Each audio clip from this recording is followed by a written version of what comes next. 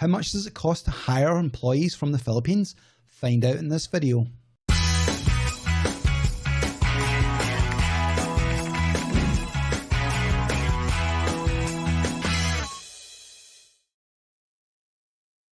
Okay, so it's dependent on the task, what it actually costs to hire someone from the Philippines, obviously. So virtual assistants are more common than, say, back-end developers. So a back-end developer typically would start at something around the region of 40,000 pesos, whereas a VA would be somewhere around the region of 20,000 pesos, so almost half. Now, when it comes to graphic designers, they're, again, very common in the Philippines. So the starting range for them is around about 20,000 pesos as well. Now, what I'm going to do is I'm going to give you a rough idea of the pricing based in US dollars. But to give an example, 20,000 pesos is about 305 UK pounds, or is about 390 US dollars. What it is, I'm going to look to my left here because I've written some down, but this is typical values of employees from the Philippines in dollars is something around the region of programmers full-time rate. You're looking at starting rate of $550 up to about $1,300. Now keep in mind it's very varied, right? If someone's fresh out of university or college, a new programmer's got very little portfolio, very little experience and so on, they're going to be down at the lower end, okay? If someone's been working at it, say, 6-7 years, has high experience and so on, they're going to be at a higher level of what you pay. Just exactly like it is in the UK, USA and Australia. The more experience someone's got, the more value that they can charge and so on, but the more value you should get out of them, because someone with a lot of experience can do a job that will take someone who's brand new at it 3 hours, they could do it in an hour. So that kind of gives you an idea of the different values of paying. But just because you're paying the highest price doesn't mean you're getting the best programmer or anything like that. You have to do interviews, you have to check out what's going on with them, have a real research of their background to realise what they're actually doing. So that gives you a rough idea of programmers. Designers, they can start about $400 and can go all the way up to about $1,000 a month. Again, all about experience, all about what they actually know. If they have learned all the Adobe programs from Illustrator, Photoshop, InDesign, etc., then of course they're going to cost you more money, especially if they've got a lot of experience in graphical design and a lot of different areas. Now what I've found, I've got a graphic design company called BL Design. We've got teams of designers who, they all have general design ability, but we've got specialist designers in the company as well, people who are very good at specific things, for be it illustrations, 3D design, logos, etc. We've got different people who are specialists in different things, so that allows people who want to outsource designers, for example, that maybe don't need a full-time designer, or even if they did need a full-time team of designers, they can outsource to my company BL Design. Link's going to be in the description for it, bldesign.com.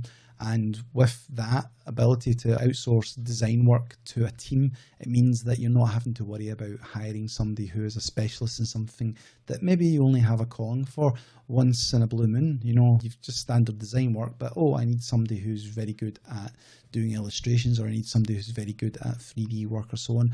Well, we've got that covered at BL Design because I've been hiring people for different design jobs, and we'll always try and match the person who's best for the job that comes in. But if it's just a general job, a general setup thing that any designer can do, anybody who's got years of college experience or years of work experience doing it, then you'll find that majority of designers can do it. But we do have some people who are specialists in setting up magazines, newsletters, that kind of thing as well. So if you're interested in outsourcing your design work, check out bldesign.com.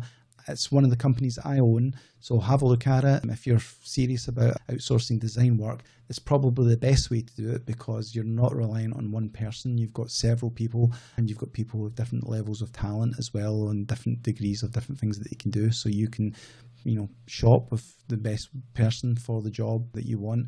We'll obviously try and put in the best person for it, but when it comes to, say, things like logo design, generally speaking, you'll get between 2 and 4 of our designers will give you the input of what they think, and then you can just go with the one that you think's best, or you can go with the elements from different ones that you think are best, and you can keep asking for changes and so on. It's unlimited amount of changes until you get the design that you're actually looking for. So bldesign.com, check it out. Anyway, on to the other stuff. So SEO specialists, again, you're looking at a price point about $400 to $1,000 a month. Social media experts, they'll start lower, so they're generally between $300 and $600 a month.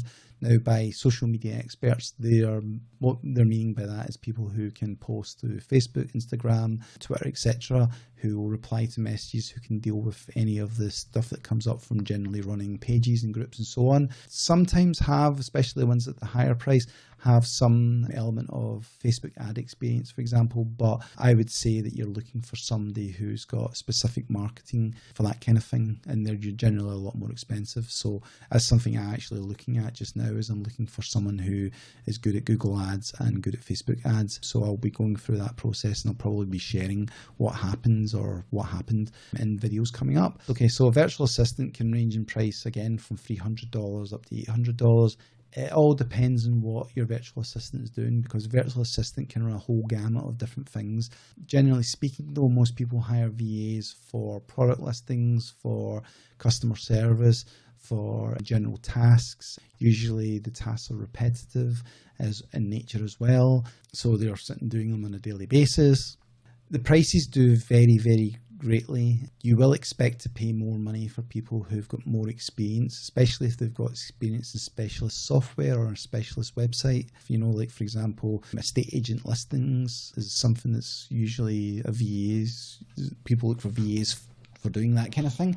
And they, generally speaking, if they've had experience of doing it for several years with someone else, they'll be looking for more money. It's like everything in life, when you start off, you have to accept jobs that have got less money because you need to get the portfolio and you start building it up. Now, what I would say is if you hire someone at the lower range and they start to scale up and they start to learn more things as they go along with you, hopefully they're enjoying working with you. So hopefully you've got the loyalty angle from that point. But you also have to remember, the more skilled they get or the better they get at different jobs, you have to increase their pay. So yearly pay reviews is a must. You really want to look at increasing that, but also spot bonuses or the odds, even just saying good job, well done, I really enjoy what you've done there and so on. Giving praise for the work is a small bonus, but ultimately everybody has to eat, everybody has to rent or have a place to live. So, money is the thing that talks, and you do have to build in the fact that,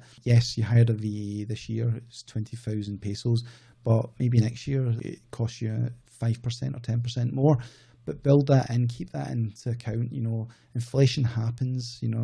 Yes, there's things that are a lot cheaper in the Philippines, but there's a lot of things that are similar in price. So keep that in mind when you're hiring people. One thing you will find, or at least I've found anyway when looking for it, is that because Apple products aren't as widely penetrated in the Philippines, people just don't have Macs. Middle-class Filipinos do. Not all of them, but when it comes to programmers, when you're looking for somebody who's an app developer, for example, you'll find the prices are a lot higher, and that's simply a supply and demand. The demand's high, the supply is low.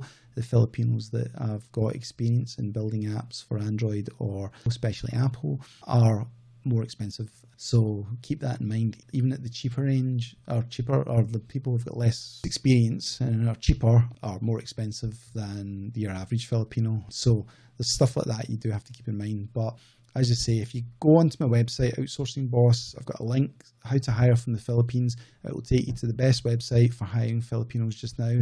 You can hunt around, shop around, look for different people, post your job ad, even get people to apply for the job as well, because there's lots of people listed.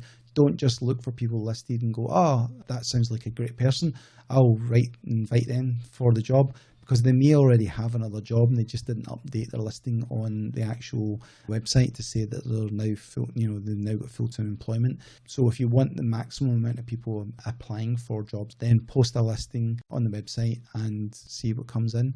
But that's roughly the pricing of what you're looking at. I mean, UK-wise, I'm really happy with the prices that I'm paying. So virtual assistants, designers, roughly about £300 to £400. Developers are in the region of £450 to £600 a month, which is amazing value for money. And you're not getting someone who's crap. You're not getting someone who's like, really, really slow or really, really poor at doing the job. You're hiring someone that is good at the job. And, it's like a lot of the work a lot of what you get out is based on your level and your ability to actually communicate what you want and understand what it is you actually need. So if you went onto my website, bldesign.com, you'll see one of the websites that's been produced by a team. So that's a designer, a front-end developer, 2 back-end developers are all involved in that process to come up with the system, come up with the site that we actually have. Now, I'm obviously involved in the project management and what I actually want to see, because I have experience in using these kind of services, so I wanted to make sure and get the best out of it. If you like this video and you find it helpful, please hit the like button, subscribe to the channel if you've not already, and share this video with other people who are interested in freeing up more of their time so they can work on their business instead of in their business by hiring someone from the Philippines. I'll see you in a future video.